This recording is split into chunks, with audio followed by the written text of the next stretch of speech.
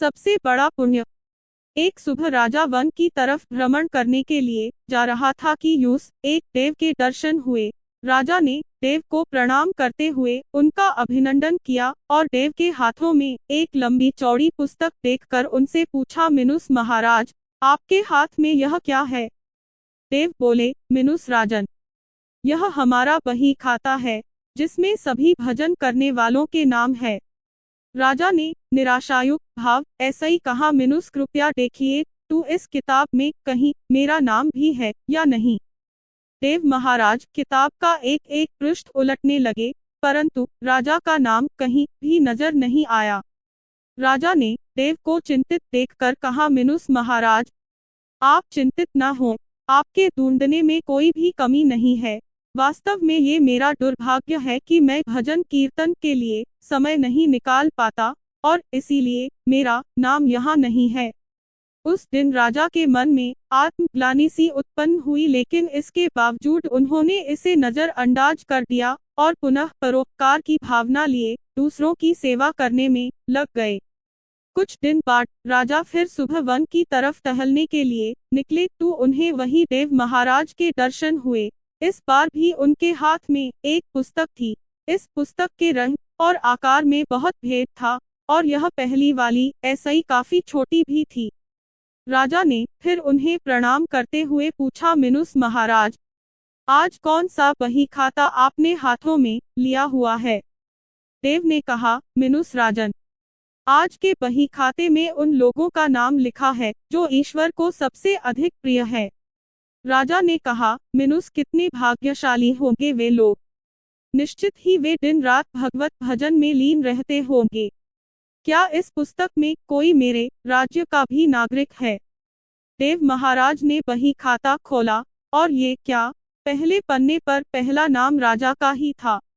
राजा ने आश्चर्यचकित होकर पूछा, मिनुस महाराज, मेरा नाम इसमें कैसे लिखा हुआ है? मैं तो मंदिर भी कभी कभार ही जाता हूँ। देव ने कहा, मिनुस राजन, इसमें आश्चर्य की क्या बात है?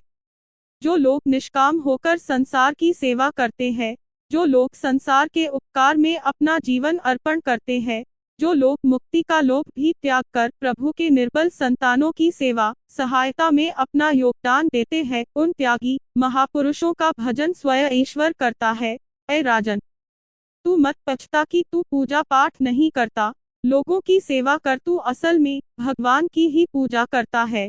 परोपकार और निस्वार्थ लोक सेवा किसी भी उपासना ऐसा ही बढ़कर है। देव ने वेदों का उदाहरण देते हुए कहा, मिनुस कुर्वन्नेवेह कर्माणि जिजीविषेच्छन समा एवान्त्वाप नान्यतो अस्ति व कर्म लिप्यते नरे।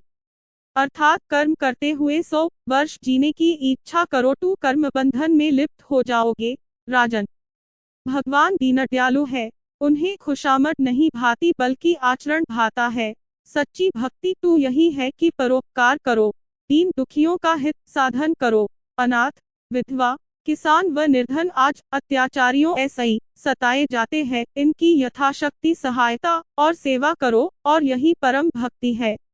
राजा को आज देव के माध्यम ऐसा ही बहुत बड़ा ज्ञान मिल चुका था और अब राजा भी समझ गया कि परोपकार ऐसा ही बड़ा कुछ भी नहीं और जो परोपकार करते हैं वही भगवान के सबसे प्रिय होते हैं। मित्रों, जो व्यक्ति निस्वार्थ भाव ऐसा ही लोगों की सेवा करने के लिए आगे आते हैं, परमात्मा हर समय उनके कल्याण के लिए यत्न करता है। हमारे पूर्वजों ने कहा भी है, मिनुस परोपकाराय पुण्याय भवति, अर्थात दूसरों के लिए जीना, दूसरों की सेवा को ही पूजा समझकर कर्म करना, परोपकार के लिए अपने जीवन को सार्थक बनाना ही सबसे बड़ा पुण्य है। और जब आप भी ऐसा करेंगे तो स्वतः ही आप वह ईश्वर के प्रिय भक्तों में शामिल हो जाएंगे।